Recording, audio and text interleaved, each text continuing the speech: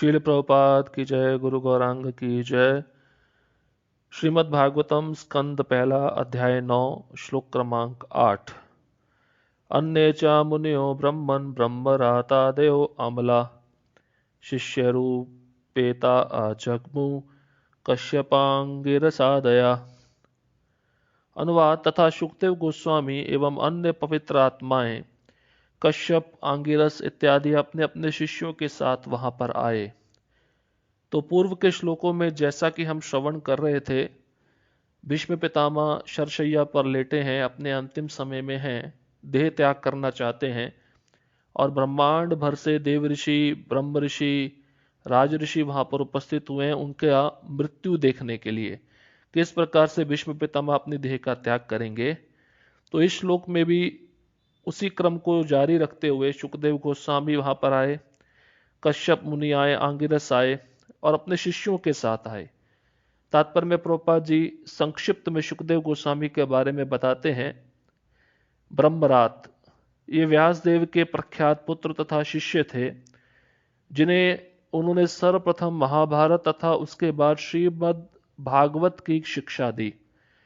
शुकदेव गोस्वामी ने गंधर्वों, यक्षों तथा राक्षसों की सभा में महाभारत के 14 लाख श्लोक सुनाए थे और श्रीमद् भागवत सर्वप्रथम महाराज परीक्षित को सुनाया।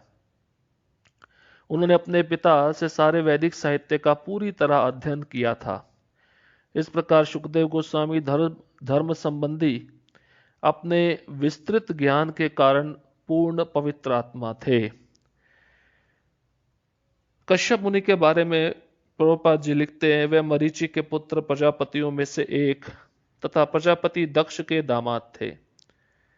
वे उस विराट गरुड़ पक्षी के पिता हैं जिसे खाने के लिए बड़े बड़े हाथियों तथा कछुओं को परोसा जाता था। उन्होंने प्रजापति दक्ष की 13 पुत्रियों से विवाह किया था।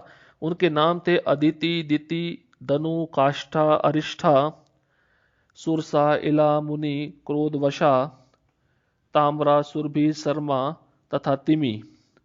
इस प्रकार से दक्ष की 13 कन्याएं थीं जिनसे कश्यप मुनि विवाह किए थे और इन पत्नियों से उनके अनेक पुत्र हुए जो देवता तथा असुर दोनों थे।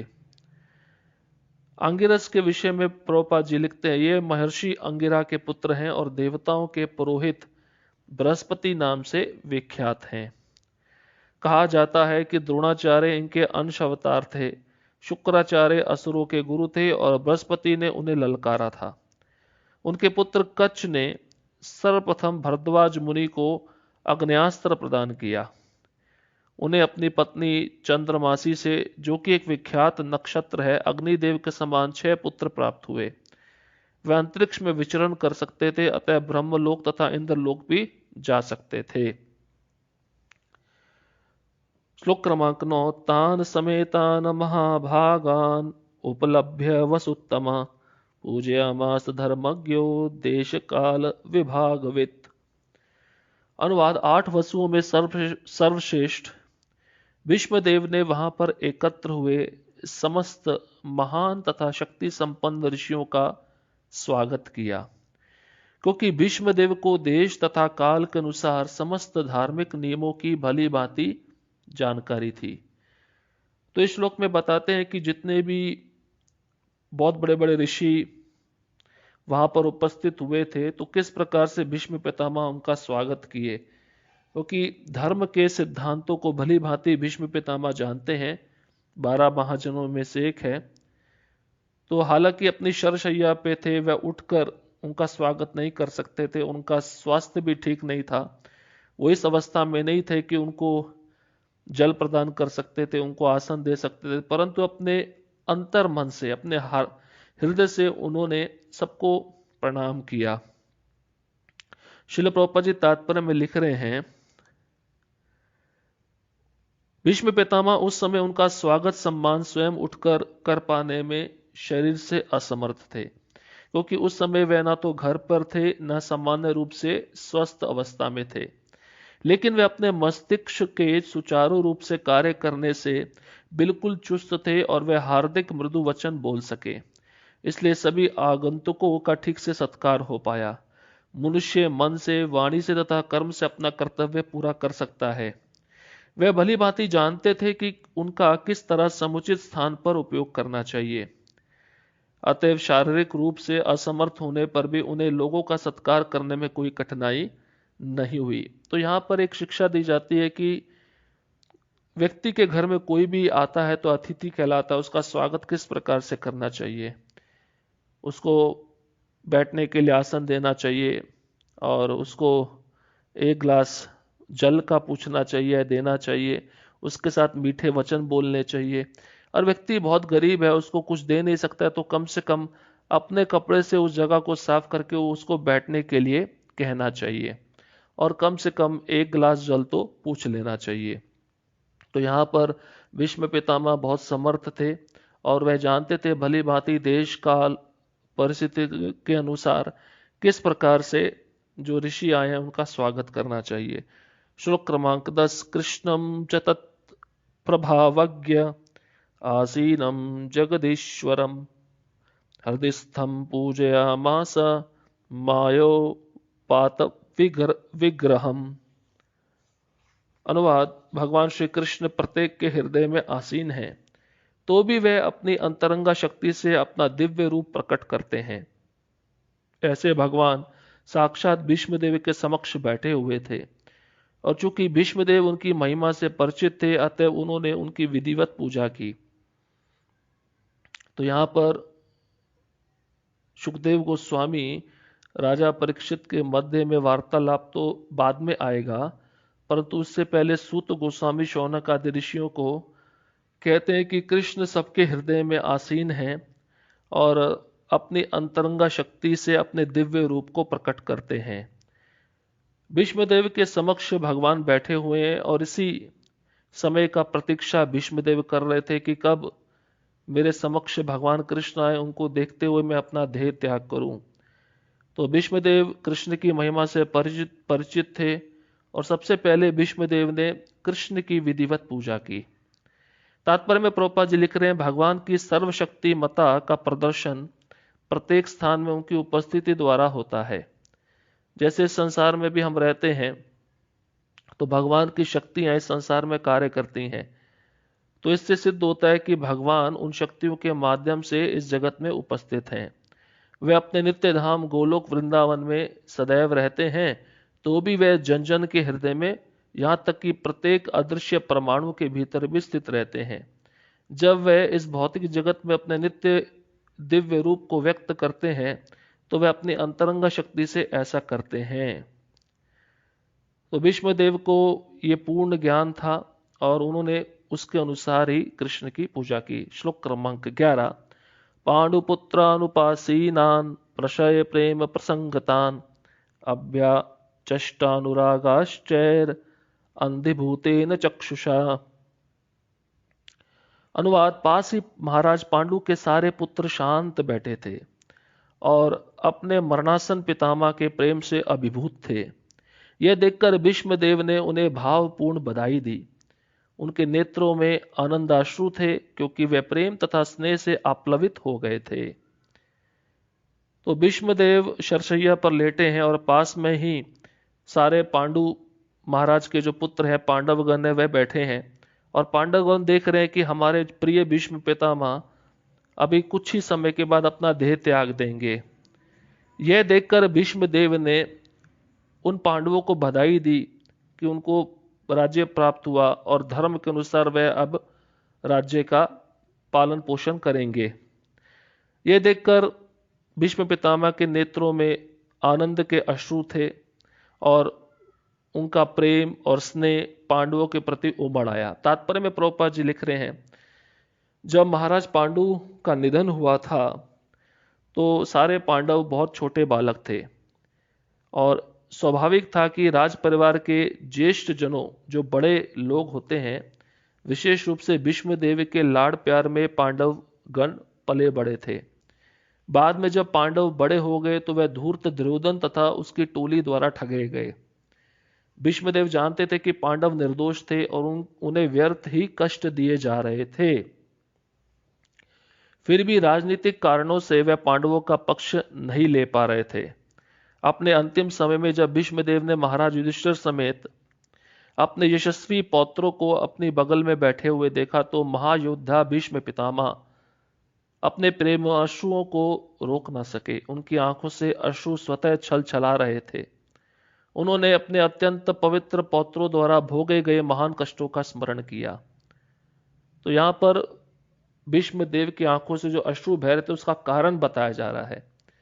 हालांकि युद्ध के बाद उनको राज्य प्राप्त हो गया था, परंतु उससे पहले पांडवों ने बहुत कष्ट झेले थे, बहुत दुख उठाए थे। तो उन दुखों और कष्टों का स्मरण कर रहे हैं भीष्म पितामह, और उन दुखों और कष्टों का स्मरण करते हुए इनकी आंखों में आंसू आ गए कि कितने धर्मपरायण है, फिर भी इनको इतना दुख और कष्ट सहना पड़ा।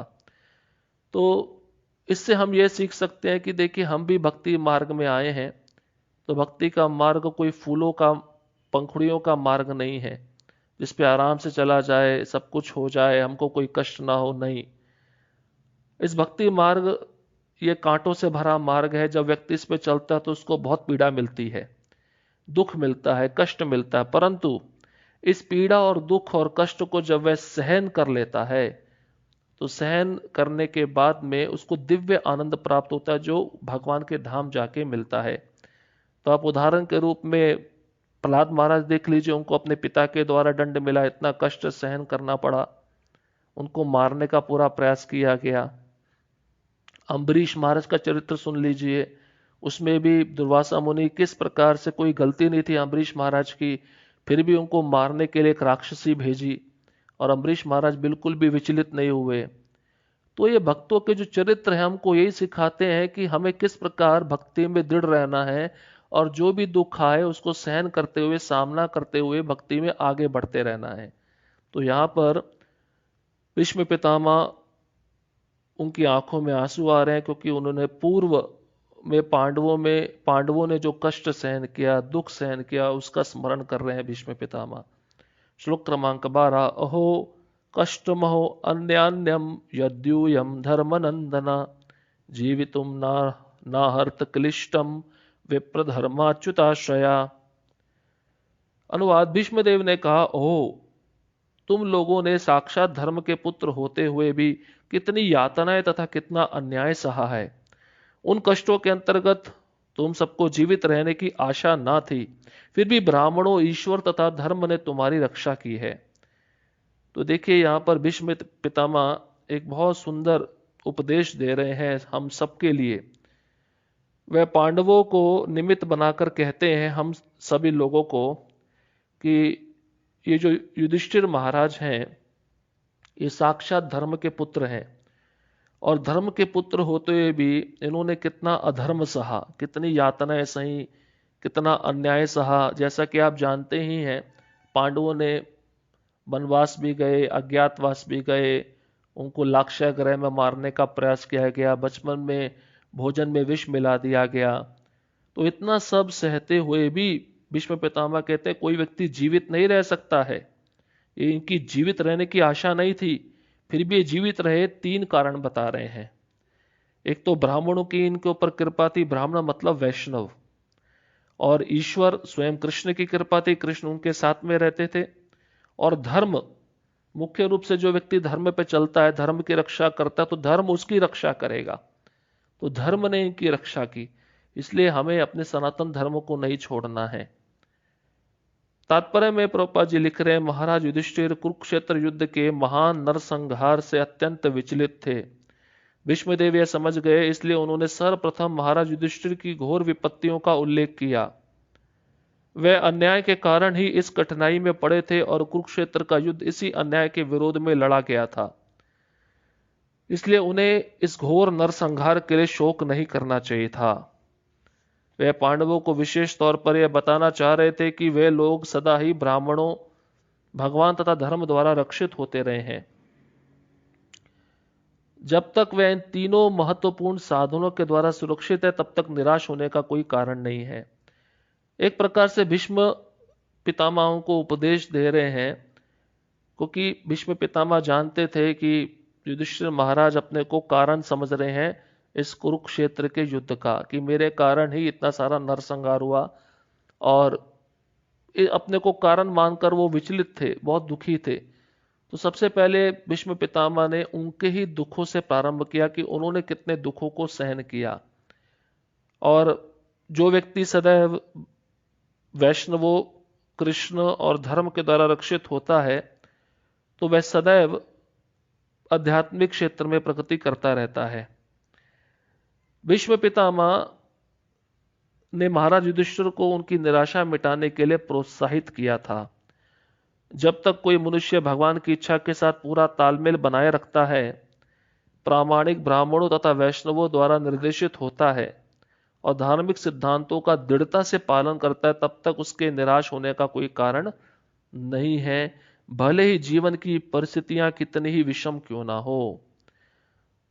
तो वैष्णव तो हम जानते हैं, जो शुद्ध वैष्णवों की कृपा होती है, वो किसी जीव पे हो जाए तो वह व्यक्ति कृपा सिद्ध हो जाता है। और कृष्ण के विषय में भी जानते हैं। परंतु धर्म क्या है? देखिए, धर्म है जो शास्त्र में मनुष्य जीवन के लिए नीति नियम दिए गए हैं, उसका जो पालन है, क्या करना है, क्या नहीं करना है, क्या करणीय है, क्या अकरणीय है। तो ये जो नीति नियम दिए गए हैं, यही धर्म कहलाते हैं। जैसे मनुष्य जीवन में प्रातः काल सुबह जल्दी उठना और शौच क्रिया आदि से निवृत्त होकर स्नान करके भगवान की विग्रह की आराधना करना, उनका जप करना और भागवतम श्रवण करना और दूसरों पे दया दिखाना और दूसरे जो कष्ट है उनके कष्टों को देखकर दुखी होना, ये सब धर्म के नियम है। जो व्यक्ति इस पे चलता है तो वास्तव में वह आध्यात्मिक क्षेत्र में आगे बढ़ जाता है, क्योंकि भगवान कहे हैं धर्म मैंने ही बनाया, धर्मम तो साक्षात भगवत प्रणीतम। तो धर्म के पद चिन्हों पे चलना, उनके आदेश पे चलना व्यक्ति का मूल कर्तव्य है। यहां पर इसी बात को भीष्म पितामह पांडवों को समझा रहे हैं। श्लोक क्रमांक 13। संस्थिते अतिरथे पांडव प्रथा बाल प्रजावधु युष्मत्कृते बहुन क्लेशान प्राप्ता तो कवती महू। अनुवाद: जहां तक मेरी पुत्र वधु कुंती का संबंध है, वह महान सेनापति पांडु की मृत्यु होने पर अनेक सारे बच्चों के साथ विधवा हो गई और इसी के कारण उसने घोर कष्ट सहे।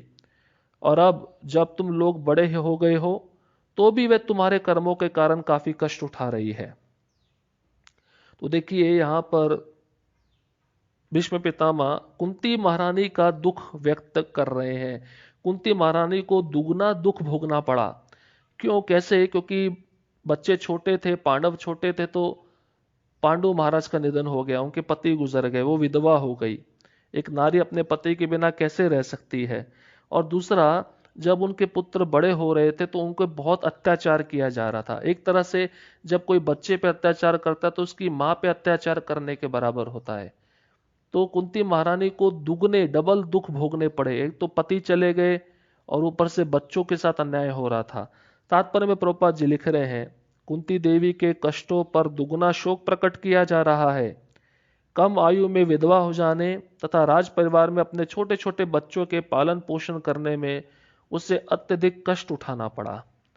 और जब उसके बच्चे बड़े हो गए तो उसकी करनी से उसे कष्ट उठाना पड़ रहा था। करनी क्या होता है? उनके कार्य से। हालांकि पांडवों के कार्य से कुंती को कोई कष्ट नहीं हो रहा था, परंतु पांडव जो धर्म के मार्ग पे चल रहे थे तो कौरवों को ये अच्छा नहीं लग रहा था और सारी प्रजा उनके पक्ष में हो रही थी। इसी कारण से ये जो दुर्योधन ने षड्यंत्र रचे थे पांडवों को मारने के लिए, तो ये कुंती महारानी के साथ भी हो रहे थे। अतएव उसके कष्ट जैसे कि तैसे बने हुए थे। इसका अर्थ हुआ कि विधाता के द्वारा कष्ट झेलना उसके भाग्य में लिखा हुआ था और विचलित हुए बिना इसको सहना पड़ा। देखिए, कुंती महारानी कितनी श्रेष्ठ भक्त है भगवान की। इतने सारे दुख, इतने सारी विपदा आई, फिर भी वो कभी विचलित नहीं हुई। उन्होंने धैर्य पूर्वक उन सब विपदाओं को, उन सब कष्टों को, पीड़ा को सहन किया। ये बहुत जरूरी है। भक्त जब भक्ति के मार्ग में चलता है तो उसको सहनशील बनना ही पड़ेगा अगर उसको टिके रहना है। और जितना वो सहन करेगा उतनी दृढ़ता उसके अंदर आती रहेगी। तो हमें भक्ति के नियमों का पालन बहुत दृढ़ता से करना है। तभी हम भगवान कृष्ण को प्रसन्न कर पाएंगे, क्योंकि हम वैदिक भक्ति कर रहे हैं। वैदिक भक्ति में बहुत सारे नीति नियम होते हैं। जब ये वैदिक भक्ति करते करते हम रागानुगा भक्ति पे पहुंच जाएंगे, तब हमें विधि विधान पालन करने का आवश्यकता नहीं है, क्योंकि रागानुगा भक्ति में ऑटोमेटिक 24 घंटा कृष्ण का स्मरण होता रहता है। परंतु इससे पहले हमें वैदिक भक्ति बहुत ही निष्ठापूर्वक, बहुत ही दृढ़ता पूर्वक करनी होगी, तभी हम उस अवस्था तक पहुंच सकते हैं। तो यहाँ पर भीष्म पितामह पांडवों को उपदेश देना प्रारंभ करेंगे अभी आने वाले श्लोकों में, क्योंकि युधिष्ठिर महाराज बहुत सारे प्रश्न पूछेंगे। स्त्री का धर्म क्या है, क्षत्रिय का धर्म क्या है। तो इस प्रकार से भीष्म पितामह उनको हर एक धर्म के विषय में बताएंगे, क्योंकि 12 महाजनों में से एक है और उनको शास्त्र का पूरा ज्ञान है। जितना ज्ञान अन्य 11 महाजनों को है, उतना ही ज्ञान भीष्म पितामह में है, क्योंकि भीष्म पितामह कृष्ण के बहुत ही महान और शुद्ध भक्त हैं। तो ये पांडव अब भीष्म पितामह से ज्ञान ग्रहण करेंगे। हरे कृष्णा कृष्ण कृष्णा हरे हरे, हरे राम राम राम हरे हरे। शिल प्रभुपाद की जय, गुरु गौरंग की जय।